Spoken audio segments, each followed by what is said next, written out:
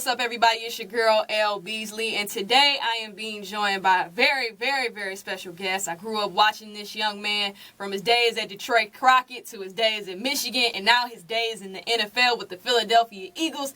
You guys know who I'm talking about. If you don't, you better ask somebody. I'm talking about Brandon Graham. Brandon, thank you so much for joining me, man. It's a pleasure to have you here in the studio with me. Oh, yeah, you're welcome. All right. Now, absolutely, with you, you're a Detroit Crockett graduate. You played in Michigan from 2006 to 2009. Last Saturday, you held your first youth camp on Saturday from 10 a.m. to 2 p.m. at East English Village Prep. And you followed that by having a fundraising, a bowling event from 8 p.m. to midnight at Imagine Theater Bowling Alley in Royal Oak. Now, when it came to your camp, you called it Select 100 because you said since it was 100 boys and 100 girls, as someone who grew up a town boy and couldn't always, go to certain camps, what made you want to have girls involved in your camp? Well, my sister was a town boy, so she always be like, dang, you always get to do all this stuff and I don't get to do nothing, and so me and the wife, we was talking about it, and she was just like, why the girls don't have stuff? So we wanted to be different, and we just included the girls. And what we did, we took them through an obstacle course that they made for them, and we brought in this lady, Jeanette Jenkins, out in California to run everything, and man, it went so good. Those girls had so much energy. So I can tell that it's just going to keep growing from here. And speaking of it growing, how would you like it to see this camp grow and possibly other camps that you may do in the future? I think with me, I want to stick with high school, because what I was going to do the day before my camps every year, I was going to do the, little Little League, the Giants. And that'll be my, little kid version, of all ages. And then I just do high school the next day. But what I do want, I wanted to grow to 200 next year instead of 100. This year, I just wanted to start small so that we can kind of get the feel of it. And then now that we know, now we're more excited next year just on so many other people, because we had a lot of people we had to turn away. Really? Because everybody signed up, but it was like the first 100, that's all we could take. Wow. And, that's exactly what happened.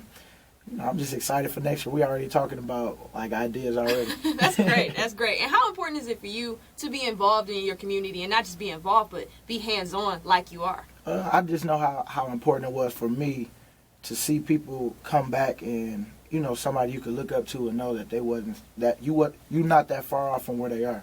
And so for me, I knew choices. Once I figured out every choice in life, life is about choices, and you got to try to make the right one. You're not going to always make them, the right way, but I feel like as long as you learn from your mistakes, that's all that really matters. And for me, that's just stuck with me, because Darnell Hood, he went to Michigan. That's what he said to me.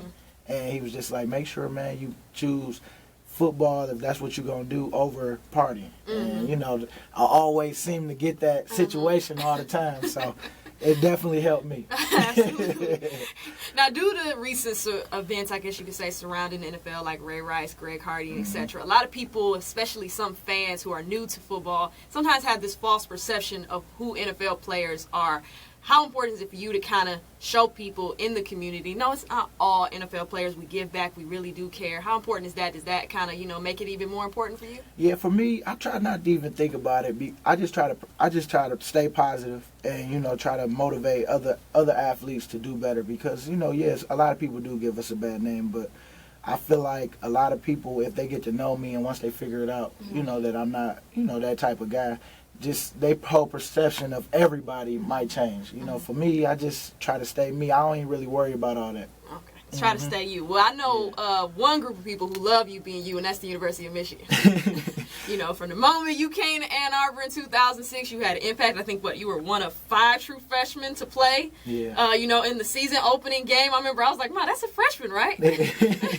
Well, especially playing for Coach Carr, for me to not redshirt, that showed a lot, because every freshman that came in with me, except 5 of us, redshirted, and I just was excited. Even though I didn't play as much, as I would like, it's just I was learning that whole year, and, I just truly appreciate what Coach Carr did for me, because, I used to be mad. You go from going from senior year living senioritis, and then you get to college and you just all the freshmen all over again. Oh, freshmen all over again. I don't miss freshman years at all in any form. I'm telling you, it's just with any new job, oh man.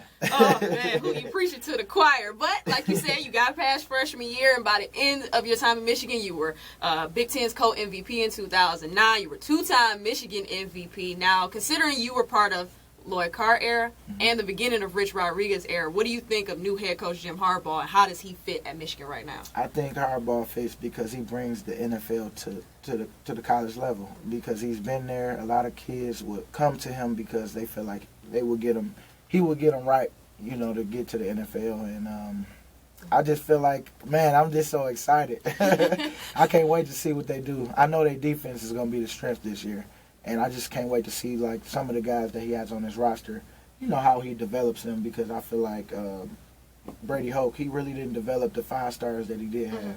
So I just can't wait to see what happens. Now, you speak on development. Can you kind of tell people how important that development is? That's something I'm constantly having an argument with a lot of other sports analysts. Hey, man, you got to develop these guys. It's not about the ranking. You still have to develop them, and that's something that certain coaches do very well, other coaches struggle with. So for you, Rich Rodriguez, Lloyd Carr, how important it was their development in you and how that translated over into your professional career? Well, for me, people just got to develop their character. You got to, mature and want to get better and get better every day, because it's a grind. You got to go to class, and on top of that, the same amount of hours you do in class is the same amount of hours you got to put in football. So it's like you always busy. And when you do get your breaks, we do take our breaks, but a lot of people is just immature, and they just need to grow up sometimes. And that's usually it don't be the gift that they have, it's just the maturity, I feel, because a lot of guys just want to get in and get out real quick. It's like, no, you got to put in your time. You got to take care of your body, because that's your money maker, and that's how you got to treat it. Absolutely. Now, according to a recent interview you did with Mark Snyder of Detroit Free Press back when you were in Ann Arbor a couple weeks ago, you said that spending time in the state is important to you, and coming back to Michigan football has been a bit more complicated in recent years under former head coach Brady Hoke and former AD David Brandon, at least until Jim Harbaugh arrived. Now, why is that? Why was it a little bit more difficult? I think because Harbaugh got a couple familiar faces from when I played. They was my coaches. Okay. And I was, it's just, they already called me, told me to come up there, check on them, make sure, we see eye to eye instead of just over the phone. So, I mean, that was one phone call I've been waiting on for years since Brady Hoke got there. But I'm just happy that it's back to normal, and I just can't wait to get up there and just, support my team. Absolutely. Now, you mentioned Michigan football. You said that defense is going to look good. So, I mean, what things have you been seeing that you were, excited about? Got you talking crap to every Big Ten member that y'all not ready? I just think Harbaugh. I haven't even talked about players. I just been talking about Harbaugh, just saying, I know we got the players. We just need to develop them, and I think he's going to be the guy to do it.